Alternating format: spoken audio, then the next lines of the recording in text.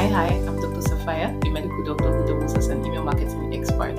In here, I take you behind the scenes of failed and successful email marketing campaigns.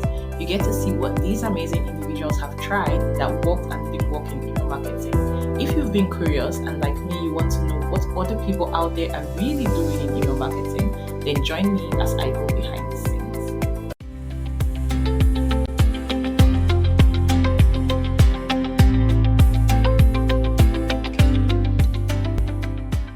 Hello listeners, welcome to Email Marketing Experiments, and today we're going to be looking at how our guest does email marketing for service providers to drive engagement and sales. It's another episode where we go behind the scenes and look at what has worked and what hasn't worked in the world of email marketing. Now, before we go into the email talk, please welcome to the podcast. How are you today?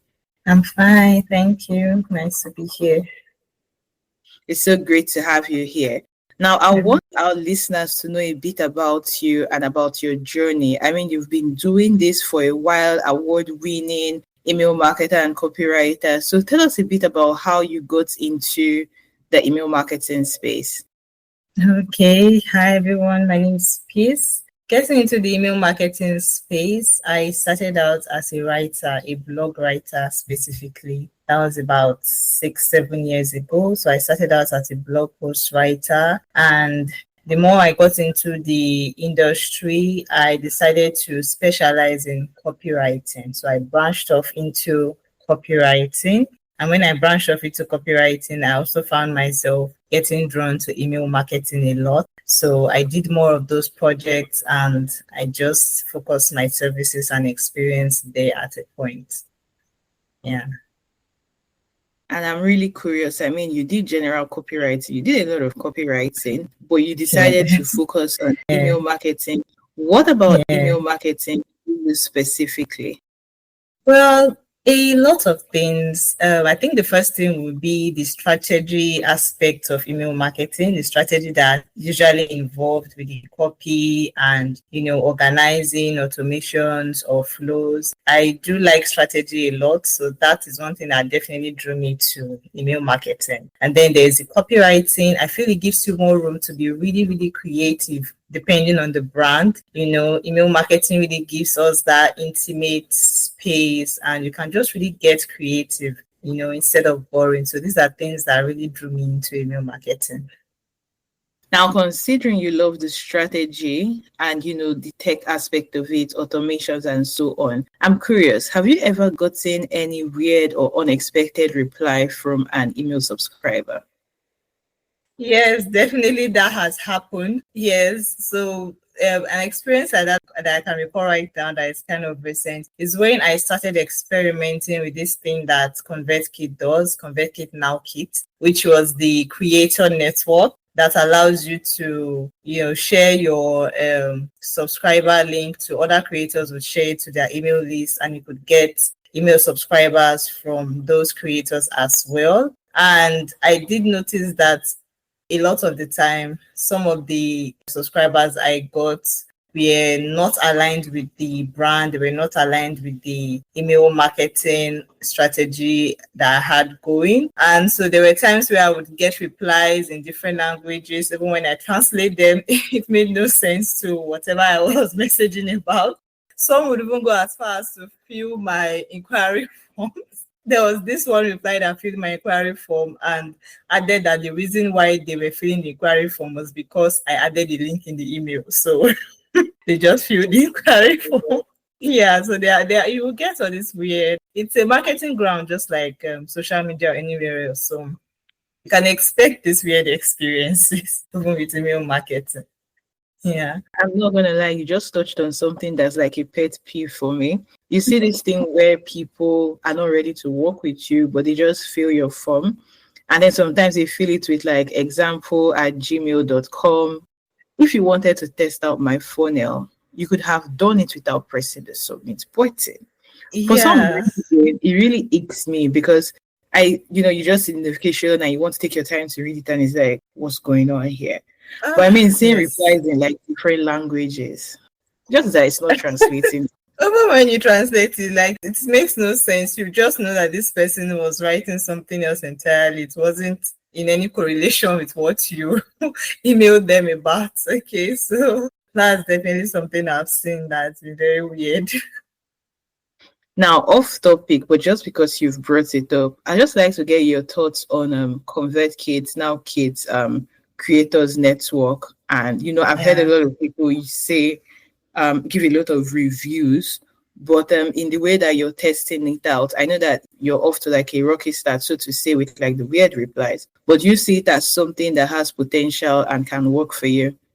Yes, definitely it has potential. So when I looked at that data I got from that experience, what I did was I had to go back in to check. You have your creator bio. You also have the one that the subscribers from the other creators list can see before they, subscribe to your list. So you can really go in there and just try to edit your copy to be very, very ultra specific. And then maybe also be very selective of the creators you also recommend, because I think that rolls over to the creators that get to recommend you. So try to, recommend people that are related, that you share maybe similar client base or similar audience base. So perhaps when they want someone else wants to recommend you, it's the same thing. So yes, I believe it's powerful. I believe it works because you hear a lot of success stories about it, but you just need to be intentional about those small things so you can really see good results from it.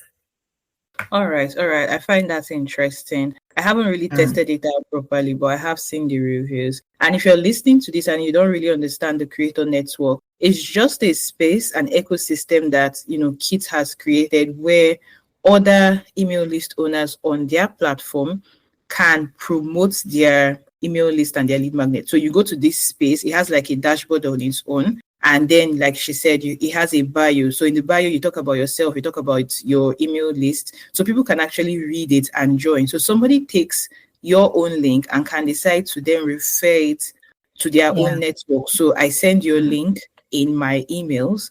Somebody can find you through the creator network and sign up for your email list, which is why she's talking about, being ultra specific. So now we've explored that a bit. Let's go deeper into what it is we're talking about today. This, doing email in a way that works for service providers and coaches. We know that a lot of people focus on e-commerce. There's a lot of e-commerce, this e-commerce that, but we have service providers, we have coaches, and they also want to drive engagement and sales. You've worked with both e-commerce brands and service providers. What would you say is the key difference you've noticed in how they approach email marketing?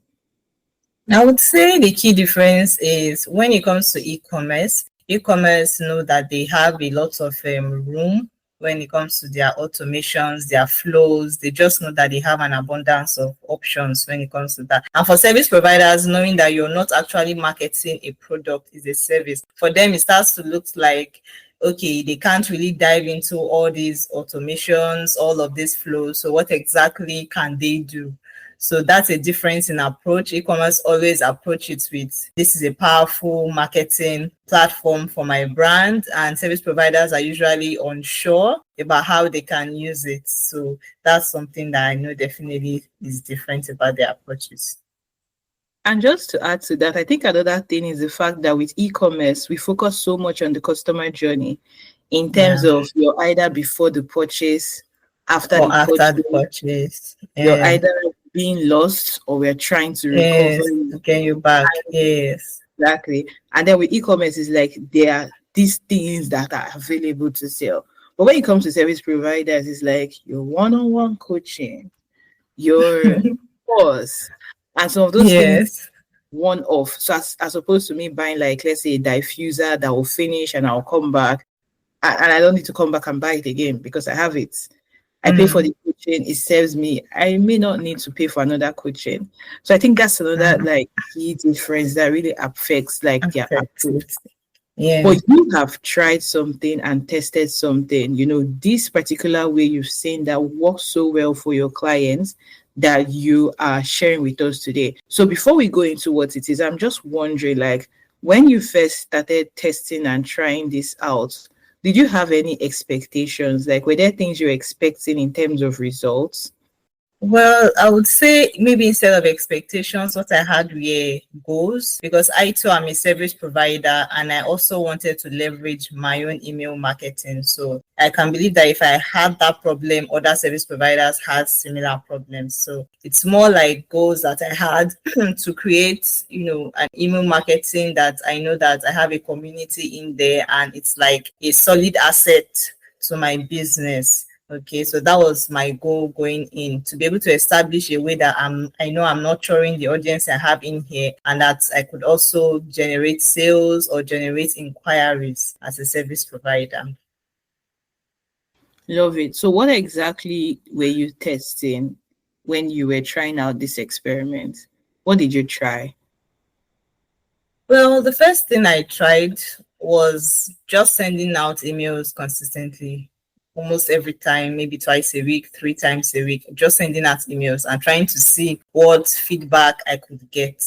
Okay, so I had no specific plan per se. I just sent out content, expecting to see what feedback I could get. One thing I noticed was that the lack of a plan, the lack of structure kind of meant that every time I wanted to send out an email to my list, I had to really brainstorm hard on what do I want to send today, what exactly is the goal of what I want to send today. And so I noticed that I definitely needed a structure and a strategy to work with, so that it becomes easier to be able to measure whatever results I'm getting, So that was the first thing that I tried. I tried sporadic sending and then watching those results to see what happened. And it just taught me that lesson that you need a strategy, you need a structure in place.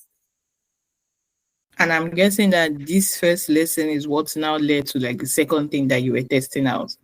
Yes. It's what led me to realize that as a service provider or coach, when it comes to your emails, you actually can't expect a single piece of email content to do everything for you. You can't expect that single piece to nurture, at the same time be heavy on trying to convert a sale, at the same time maybe trying to get a referral, just have all these different goals, different expectations on one piece of content. So I thought about it and I looked at it like, as a service provider, we are more one-on-one with our audience, with our brand, as compared to e-commerce. E-commerce is easy to just put the products in front. There's no face, to associate with the brand or something. But when you're a service provider or you're a coach, you're literally the face. You're like at the forefront of the brand. It's already personal. So why not bring in that personality to your emails? And by bringing personality to your emails,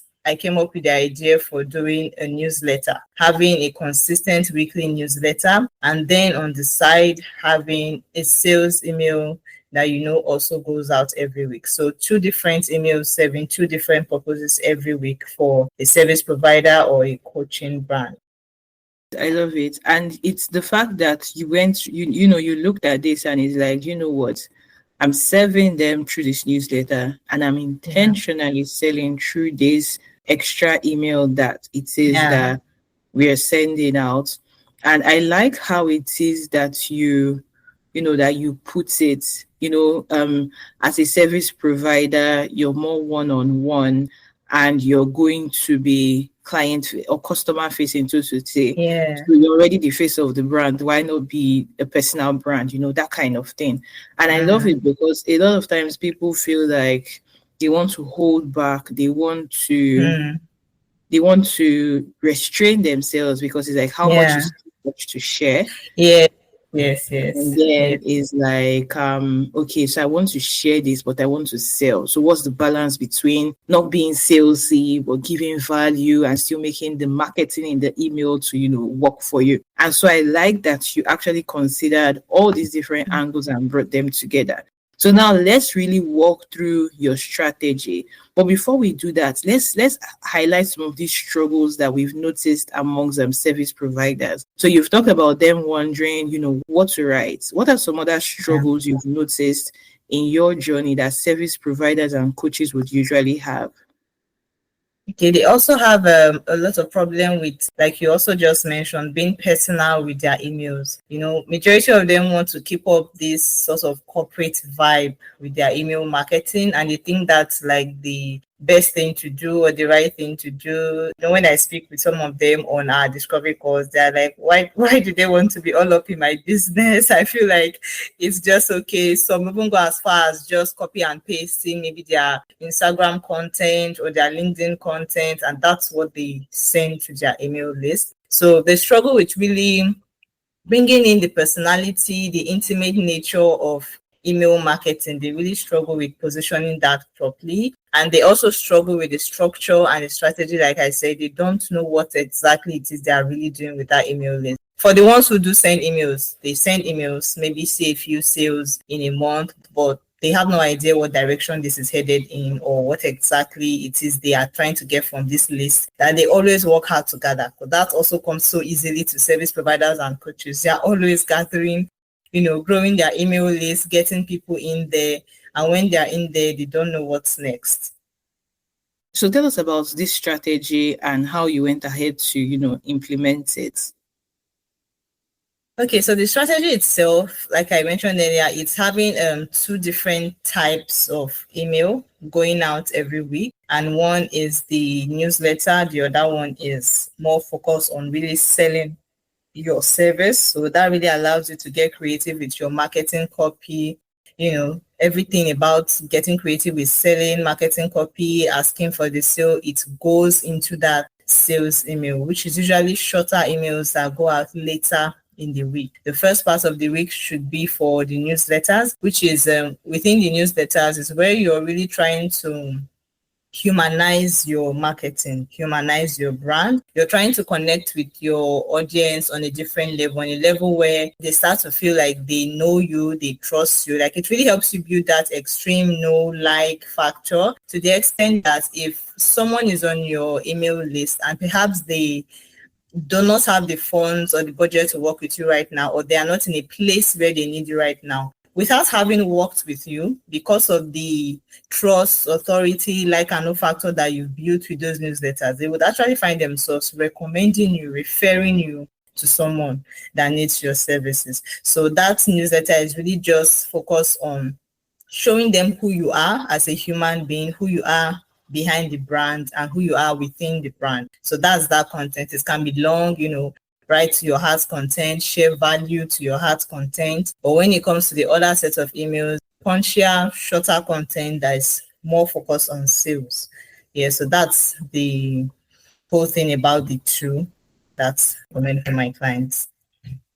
Now let's take it a step deeper, because we always tell people, write value-based emails, write personal emails, enjoy yourself in the process. But it boils down to the question is, what is a valuable email, and how do I come up with these emails that are, apparently valuable, so to say? So is there a process you're using to decide on what it is you want to write on, or how to come up with those email ideas so you know that what it is you're writing is actually valuable?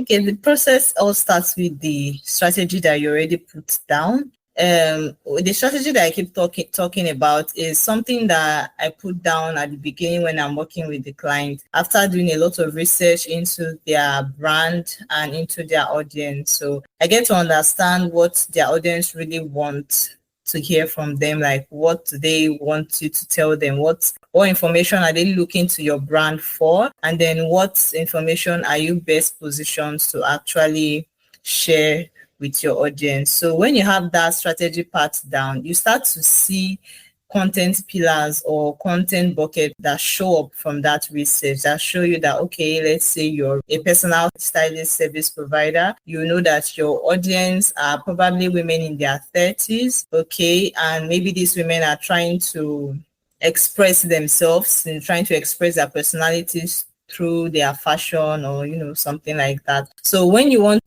content topics that you want to share with them, value you could share with them, you could share things about confidence, you could share things about little accessories that could elevate your style, you can share about what you've done for other clients. They all make up value. So value isn't just 5 ways you can wear this scarf or 5 scarves you can wear during Harmattan season. That isn't just value. Value is also other ways that you can help your clients within the sphere of your brand and your service. And sometimes value is just also something that is completely outside of your business. You could be telling someone about maybe a hike in fuel price or a hike in grocery prices, and maybe your experience and how you dealt with it today. That could be something you put up in your newsletter, and someone would definitely get value from just reading that good piece of content that week. So value is subjective, really. It is. Now, this has been really deep because we have taken time to really go into this value that you're talking about. And what I hear you say is everybody has to do their homework. Homework in researching about the client, finding out, what it is that they need. And something you said that I really loved, which I want to emphasize, is what information are they looking to your brand to solve, right? So what information are they coming to you for? So for example, I have this thing I do it mostly for courses, but periodically I bring it into emails where during the sign up process, I ask a question that helps me know what it is that they want to get to know from me, where it is that they are and what is one thing that they are looking for. And the second question you asked that I really love is, what information are you positioned to solve? So that means that there has to be the information they are coming to you for, and then the one you're positioned to solve. And it's in the middle of these two things that you begin to find your valuable emails, because you're now coming from your expertise. I like to tell people that an empty vessel cannot pour. So in bringing from your expertise to answer their questions and, putting it in deep, I really liked when you said you can be talking about hiking prices and all of that, and it's still valuable simply because people can relate to what it is you're talking about. Exactly. Now, we've looked at this angle for valuable emails, and I'm like, where does the place of formulas come in? Do you also add in like copywriting formulas into this structure of the emails? So we have like the IDA, the pastor, and so many formulas. I think that they're always creating like a new one each time. Every day. Yes. But do formulas come into the writing when you're structuring the value email or the sales email?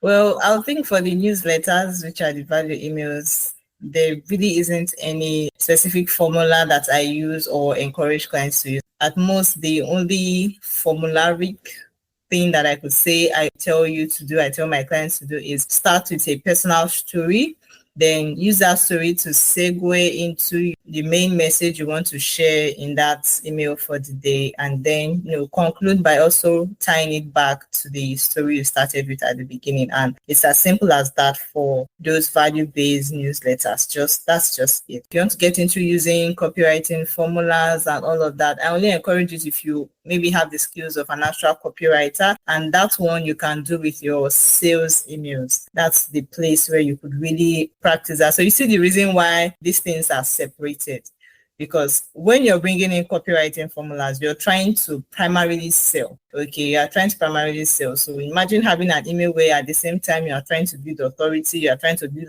you are still trying to use formula to sell in that same one email. Okay, so by separating it, you can help people make better buying decisions, quicker buying decisions from you. This structure gives a total of 2 emails a week, 8 emails in a month.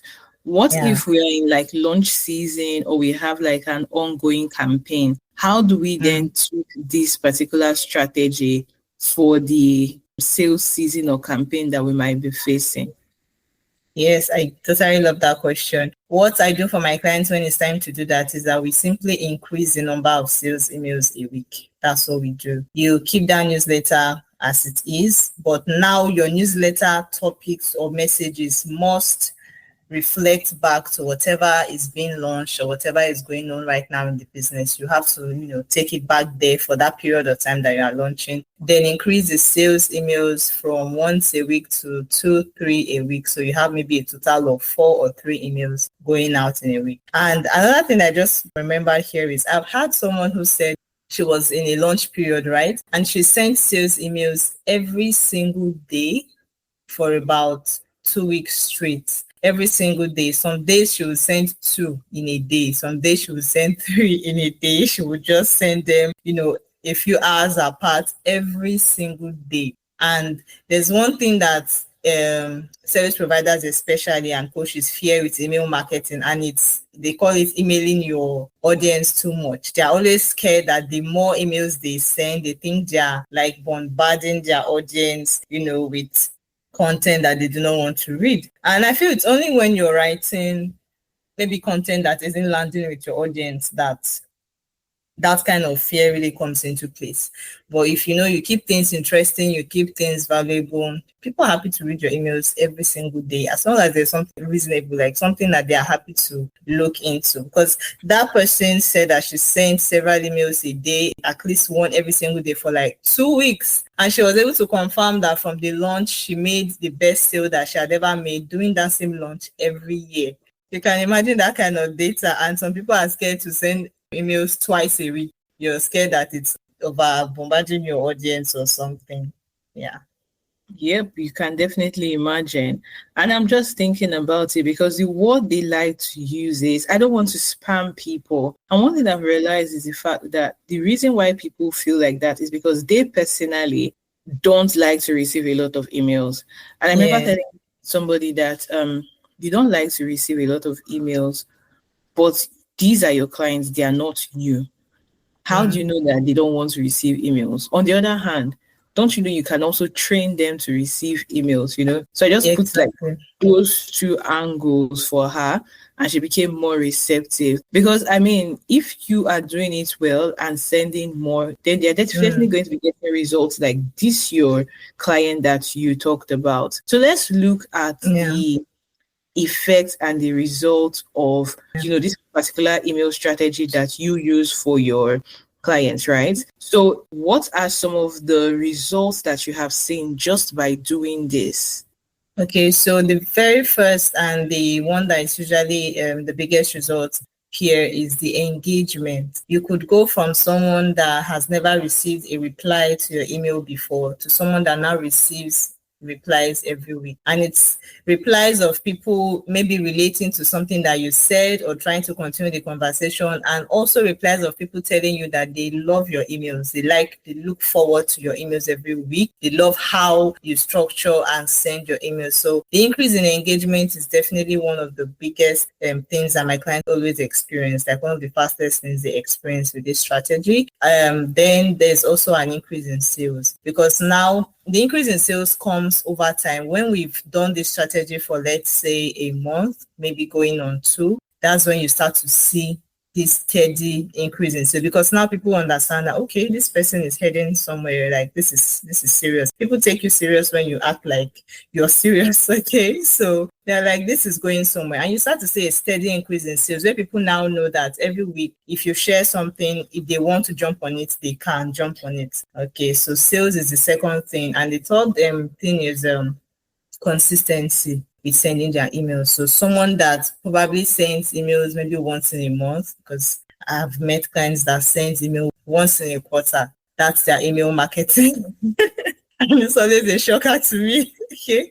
I'm like, okay. So they go from sending that to someone that sends at least twice every week. Okay. So for those that get to be receptive to it on time, I like to even push them to send more times, maybe at least 3 times a week, which is like 2 short emails, 1 on the weekends, 2 within the week. So those are some results that we've definitely observed. Increase in open rates is also another result. It's something that correlates directly with the engagement, sort of, because if you have more people opening your emails and actually reading through, the engagement also goes up. Yes. Love it, love it. So I'm just wondering, how long did it take you to actually try this out and start seeing results in terms of like the engagement, the sales, and so on, when you were first testing out the strategy?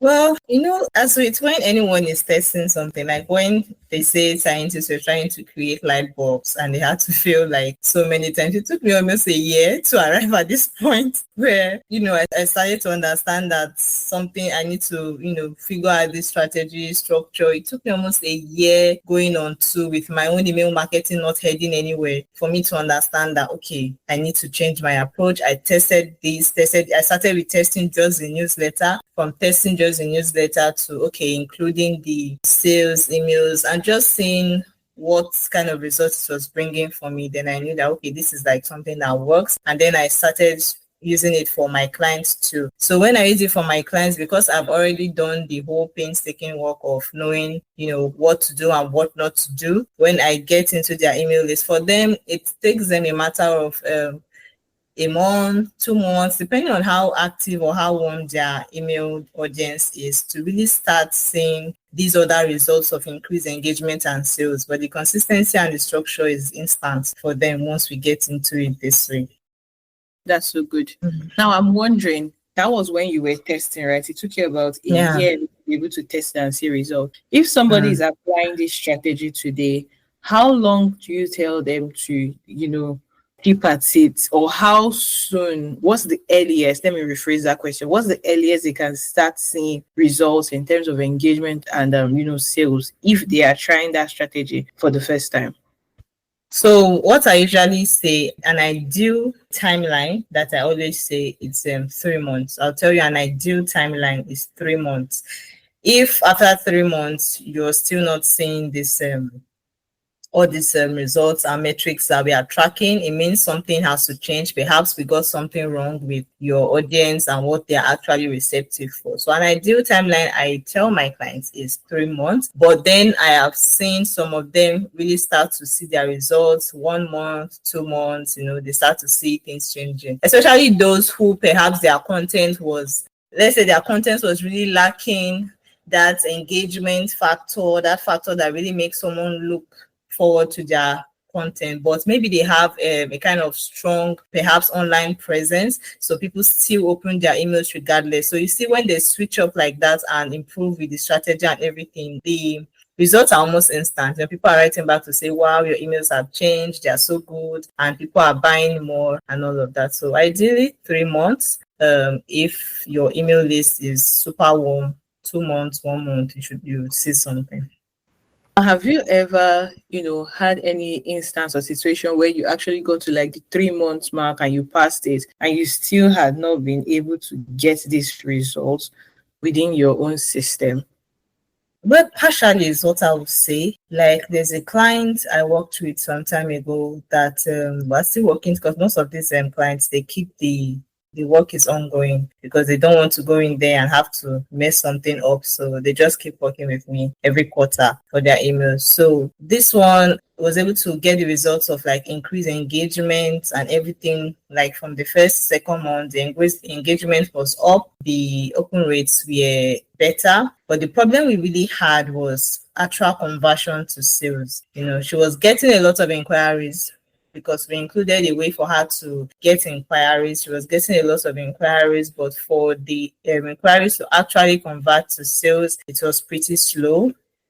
And so that led us to do some tweaking and some testing with the sales email copies. So we really try to understand what exactly is the problem here. And another thing, apart from tweaking the copy, it also made us to notice that she was having more and more cold subscribers. Because initially when I started working with her, I noticed she had about 500 or so cold subscribers, people who hadn't opened an email from her in a long time. So we noticed that number looked like it was going up, and we had to go into a win back strategy, just to balance things back. Okay. Now, in doing all of these and putting these together, were there any unexpected challenges or surprises while you were, testing this strategy out? I would say no. Okay, while I was testing it, like in the experimental stage, there was a lot of surprises in the experimental stage, though, because I was testing this on my own email list. So I was having a lot of up and down seasons with my own email list in terms of the conversions and all that. But one thing that definitely stayed constant was the people being able to write back and tell me how they love the storytelling of my emails. So that one stayed constant, which I didn't expect it, because I felt like I was all over the place, but I still was getting those comments, those messages on my emails. So yeah, I guess that's it. And congratulations to you, because that's super amazing. Now let's go deeper again into what it is we are looking at. We have seen some unexpected, we have seen the timeline. which has made it even more real for us in terms of what it says that we want to do and how long it will take us to do it, right? So I'm going to ask, in carrying out this strategy, aside like your email service provider, writing your emails, were there any extra tools that you needed to put in place to be able to execute?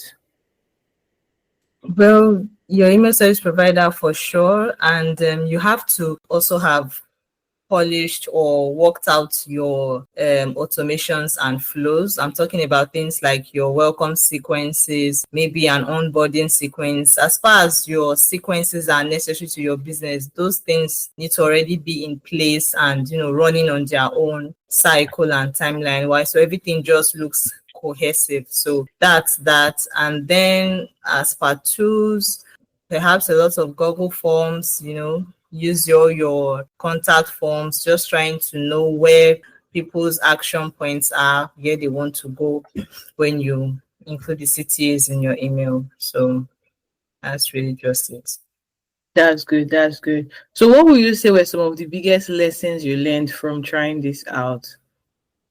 One of the biggest lessons I definitely learned is that people want to hear from you, like your email list wants to hear from you. Okay, if someone maybe downloads a freebie or just signs up to your newsletter, I think businesses, both e-commerce and service providers, they kind of underestimate or take for granted how relevant that is, that someone intentionally, because today's consumers are smart consumers, today's audience are smart audience. They know that by giving you their email address, you're going to start emailing them. So for them to give it to you, it means that they are receptive to this. They want to hear from you. They are receptive to your emails. They want to see what you have to give them in your inbox. So they want to hear from you. It's like something that needs to be drummed into the ears of service providers, because they keep running from emailing their list. Your people do want to hear from you. They want you to share value with them. They want you to be human with them. They want you to show them all the sides of your brand, not just the polished corporate angle of it all. So that's one big lesson. The second lesson that I also got here, it's super effective when you really distribute the content pressure. Like when you distribute that content pressure, like I said, between the ones for building authority and the ones for selling, like it really helps you create your email content with more clarity and more ease. Yeah, so that's some big lessons. That's really good. That's really good. And I like how, this is going. Now, if we're going to apply this same strategy to someone with an email list, say under 5K, under 3K, an email list size of, that magnitude, right? Is it something that they can also try out? Yes, that's the beauty of this strategy. You could have 100 people on your email list and do this. You could have 200 people, you could have 300 people. A strategy that it doesn't matter how many people you have on your email list. It works for any email list size at all. So it works for any email list size. All right. Now, if a service provider or a coach is currently struggling with email marketing, what's the first thing they should focus on? Strategy. That's the first thing. Is this strategy? They need to know where they are going and where they are coming from. They need to look back at the data they've gathered from even the times they were inconsistent with email marketing. I always tell my clients, I say, even the email that you sent that you felt maybe there were no flashy results, I say that's data. It's data that shows you what people don't respond to or in what way they respond to certain things. So when you have a strategy, it makes you look back at all of that data to know what you can use to move forward, what could work going forward, and what direction you're actually headed in. What are you trying to get this audience to do for you in your list every single week? So strategy is the first thing. Okay. Now that's very powerful because a lot of times people are like strategy this, strategy that. It seems like a whole lot of strategy that they have to create, Yeah. not to talk of even, execute. So let's go into open rate confessions. Was there ever an email marketing mistake that made you scream internally, like hitting send when you meant to share dough or any such kinds of disaster? So what are the hidden things that we're bringing to the light? Okay, number one is, let's say you've written or scheduled out emails that are supposed to go out maybe over a 2-week period.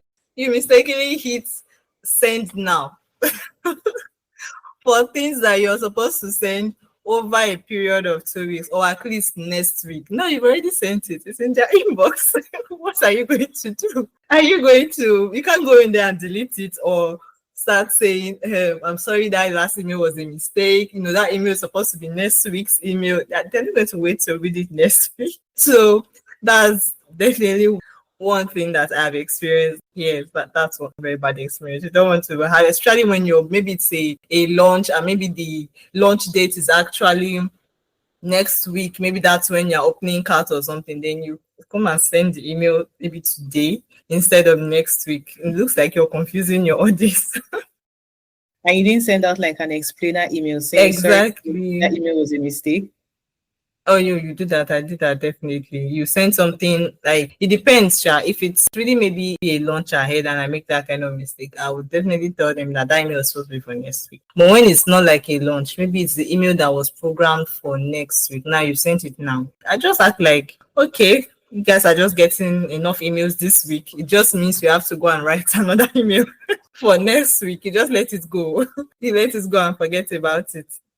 I remember something that happened where there was like a tech glitch, and I think this one was software related, right? And then we had like 8 emails sent out one after the other. So it's one thing when you send one email, it's another thing where somebody is receiving like 8 emails all of it. 1, 2, 3, 4 within like an hour, and everybody's like, what's going on? And they're even tagging you on social media to find it out. So you can imagine how bad. Crazy stuff. Yes. Oh, wow. The things we feel. The things we feel. All right. So what is your favorite subject line? Or do you have more confessions before I go to my next question? Do you have another one for us? Would it really be confessions? Forgetting to include your CTA. When you've written this very organized, you've really organized this sales email. You've written and you've structured, you know that this copy is a banger, it's going to do what it's supposed to do. Then you forget to include the CTA link. And you send you miss the opportunity. Even if you resend the email, you miss the opportunity to get people to actually because you just make it like that first time. That one is painful. Very painful. You just missed out. Yeah. I've been there. So what's your favorite subject line, or what's one subject line that you wrote that you totally loved, if you can recall any? I can't recall, honestly. I really can't recall any favorite subject lines. Subject lines are one very tricky thing, that what you think it's nice in your ears, like what really sounds like it's going to be a bestseller. It might be your worst. When it goes out there, the open rate will shock you. Yes. The open rate will shock you. So I don't really have a best when it comes to that. Yes. It's just true. Like sometimes they just decide to act funny. Yes. Okay, I had situations where maybe I panicked after thinking that subject line was really good. Then you send it out and I noticed that this open rate is lower than it has ever been. Then you panic and then you try to resend the email with a different subject line when you didn't plan or factor that in before. What I do now, though, because of things like that, I've learned over time that it's good now to do a lot of A and B testing. Don't keep your A and B testing for maybe when you think you are doing something special. You can do A and B testing as often as possible. It gives you a lot of data on subject lines. And then another thing I started doing recently was resending to on Okuns. When you schedule, when you schedule the email, it has sent out, then you come back in and then you reschedule to on Okuns. But now you change the subject line.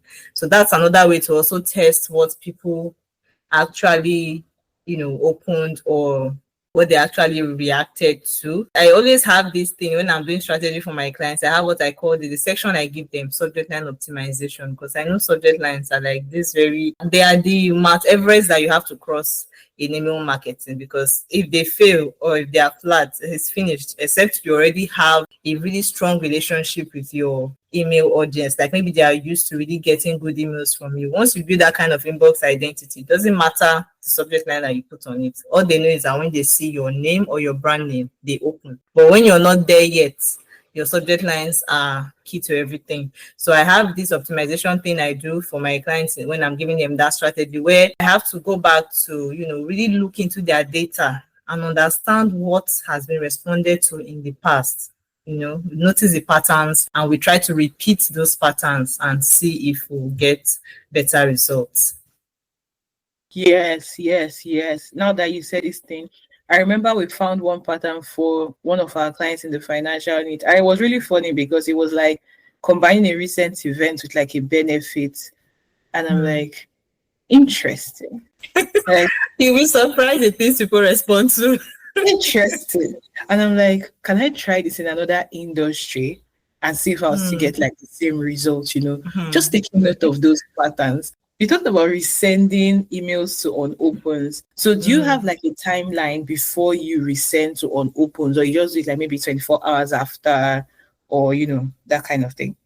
Yes, I definitely have a timeline, because when I'm sending emails, I work with a particular time of day for myself and my clients to always send out our emails. So I want to build the audience expectation to know that perhaps every Tuesday by 11 a.m. or by 7 a.m., your email will be in their inbox. So for those loyal people, for those people that always open, they know by so and so time, your email is going to be in their inbox for sure. But when you want to resend to unopens, I like to space it for like 5 to 6 hours later. So if we send the email, if your email send time is in the morning, then I make that like in the evening, at the early evening. Then I want to now think about, we sent in the morning when we wanted to assume that perhaps this person picks up their phone, while getting ready for their day, or first thing when they're on their work table. So now we want to get another time from them, perhaps when they're rounding up for the day and they just want to see whatever they didn't check before.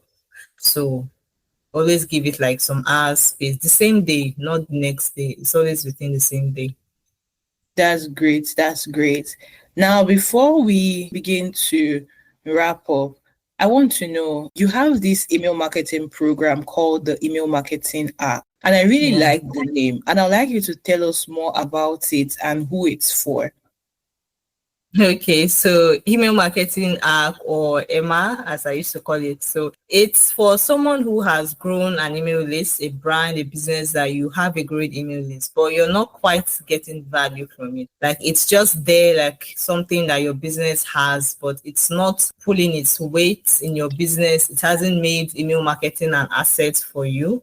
You're probably sending emails when you can or when you remember to, or you're completely ghosting your email list. So this email marketing arc is when we get to, sit down, craft you a custom strategy after really looking deep into your audience and your brand. The strategy comes first. The strategy gives you everything about what to send, how to send, when to send, what your audience are interested in hearing from you.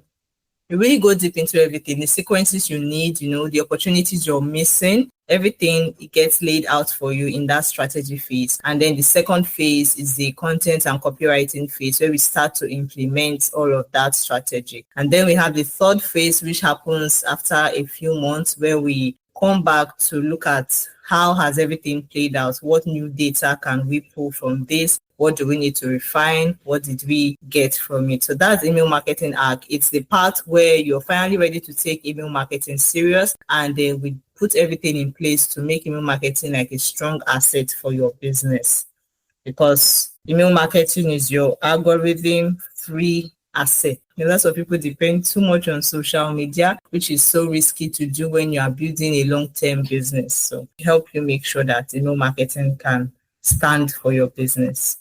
Love it. Now, where can people find you and how can they connect with you? Okay, you can find me on Instagram at ChrisWordsCS. That's my username on Instagram. You can also find me on LinkedIn as Okuns, and you can check my website, which is www.chriswords.com. Okay, so you can find her on Instagram, LinkedIn, and her website. And we're going to be linking all of these in the show notes. Now, if you could use one email marketing strategy for the next year, what would it be and why? It will be newsletters, because newsletters, yeah, they do more than we think they do. When people hear newsletters, sometimes they're thinking of this corporate thing that you see some brands do, maybe when they're updating you with what's happening in their brands and, adding some sales. Newsletters have long shifted from that. Right now, it's this massive thing that coaches and service providers that are really successful, they use it to really monetize and maximize their email marketing. So if I had to use one thing, it would be keeping a newsletter going every single week, because even without your sales emails, a newsletter would still bring in sales for you. Oh, wow. Oh, wow. And now, if you could tell your younger email marketing self one piece of advice, what would it be? That would be to really start tracking the data early enough. Because when I first started working with clients as a new email copywriter and email marketer, I focused on just the copywriting part. I wasn't working with them to know how it was influencing their data and, how we could use that data to refine the copy. So I would say get into the data, analyze the data. It would make things easier. It would make things clearer. Guys, if you want to connect with Peace, you want to find her, all her links are going to be in the show notes. Just click below and you'll have access to it. It's been one very interesting conversation where we've explored not just how service providers and coaches can use email marketing with a very tailored strategy for them, but we've branched into other areas that keep you up at night wondering how to make email marketing work for you and work for your business. Thank you for joining us on Email Marketing Experiment. Remember, done is better than perfect.